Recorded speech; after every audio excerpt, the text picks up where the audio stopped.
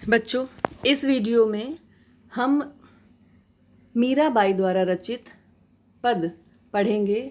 इन पदों का अध्ययन करेंगे। सभी जानते हैं कि मीरा कृष्ण की अनन्य भक्त थी और कृष्ण को ही सर्वस्व मानती थी। वो कृष्ण भक्ति के लिए मीरा ने अपना घर परिवार सब कुछ त्याग दिया और मीरा का कहना था कि कृष्ण ही उनके पति हैं, कृष्ण ही उनके प्रिय हैं, कृष्ण ही उनका परिवार हैं। इस पद में भी ऐसा ही कहा है। कहती हैं कि मेरे तो गिरधर गोपाल दूसरो न कोई, कि मेरे तो सिर्फ गिरधर, गोवर्धन पर्वत को धारण करने के कारण इन्हें गिरधर कहा जाता है। तो कहती हैं कि गोवर्धन पर्वत को धारण करने वाले, गायों को चराने वाले श्री कृष्ण ही मेरे हैं, इस संसार में और कोई मेरा नहीं है। अब उनका बताती हैं कि रूप कैसा है, वेशभूषा कैसी है, पहचान।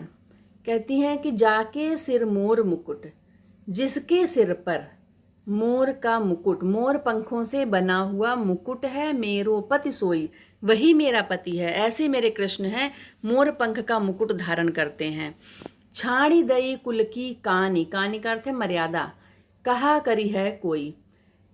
मीरा कहती हैं कि मैंने कृष्ण प्रेम में, कृष्ण की भक्ति में पढ़कर मैंने अपने घर परिवार, क्योंकि मीरा विवाहिता थी और विवाहिता स्त्री पर कई प्रतिबंध होते हैं, उन सारे प्रतिबंधों को तोड़कर मीरा कहती हैं कि मैंने घर परिवार के सारे प्रतिबंधों को तोड़कर, अपने कुल की मर्यादा को छोड़कर मैं कृष्ण की भक्ति में रंग गई हूँ। अब मेरा कोई क्या करेगा। संतन ढिग बैठ बैठ लोक लाज खोई।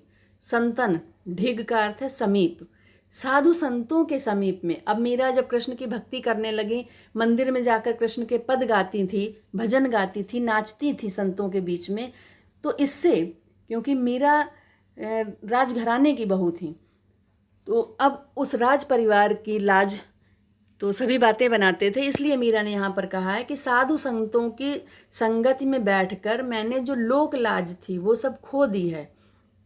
अब मुझे लोक लाज का कोई भय नहीं। असुवन जल सींच सींच प्रेम बेल बोई, मैंने तो कृष्ण प्रेम की जो बेल बोई थी, श्री कृष्ण के प्रेम की जो बेल बोई थी, उसे अपने आंसुओं के जल से सींच सींच कर अब मैंने बड़ा किया है। अब ये बेल सूखने वाली नहीं, अब तो बेल फैल गई, अब ये बेल काफ़ी बड़ी हो गई है। अर्थात मेरे मन में कृष्ण का प्रेम, मेरे हृदय में जो कृष्ण की भक्ति है वो अनंत हो गई है, उसका कोई अंत नहीं हो सकता।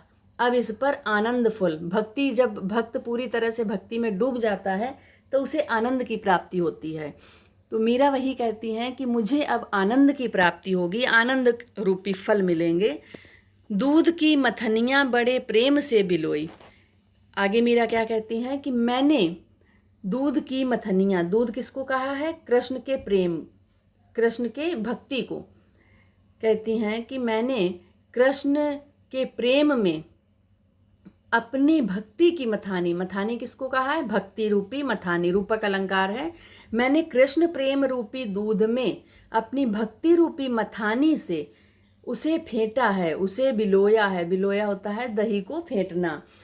अब उसमें जब दही को फेंटा जाता है, उसका मट्ठा बनता है, मक्खन अलग हो जाता है। दधी मथी, जब मथा है उस दही को मैंने, कौन सा? कृष्ण प्रेम रूपी जो दूध था उसका दही बना और उसको मैंने अपने भक्ति की मथानी से मथा, घृत काढ़ लियो।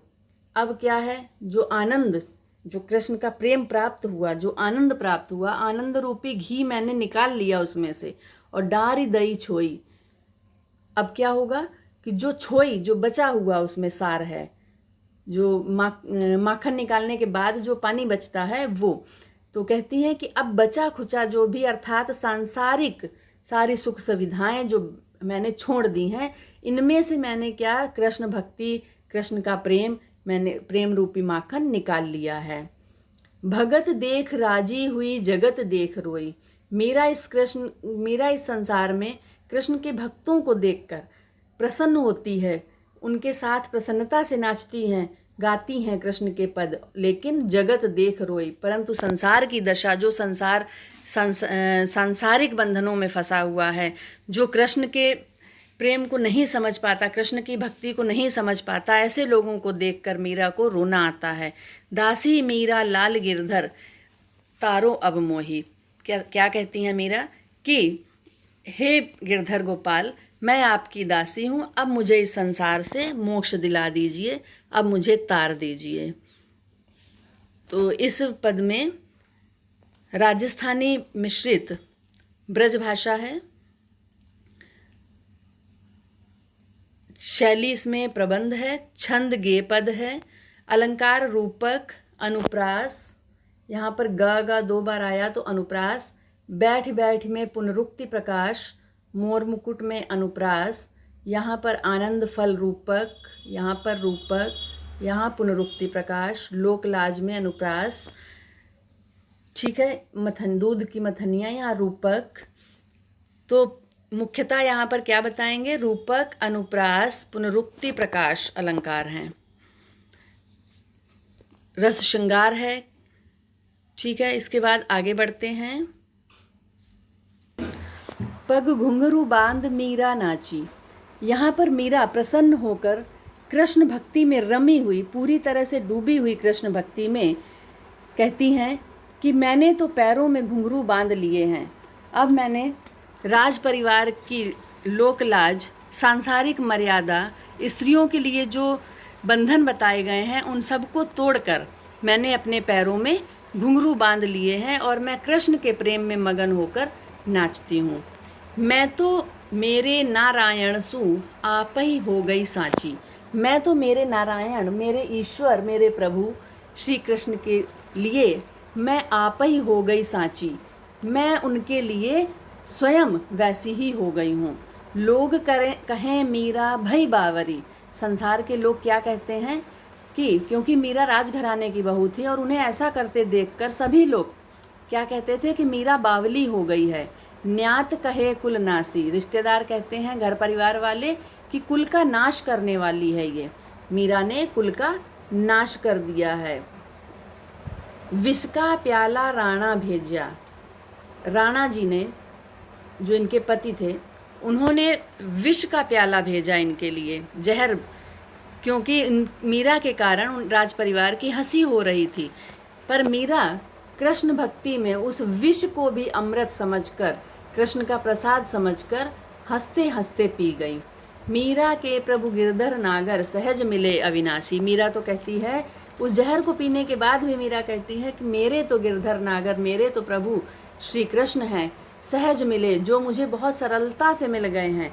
अगर इतने खोने पर भी ये छोटे से जो सांसारिक सुख हैं, कुछ नहीं उसके आगे। अगर ये खोकर, सांसारिक रिश्ते खोकर, जितने भी ये सारे क्या हैं, ये केवल नरक का द्वार हैं। अगर इन्हें खोकर हमें कृष्ण मिल रहे हैं तो बहुत सरलता से समझ लीजिए मिल रहे हैं।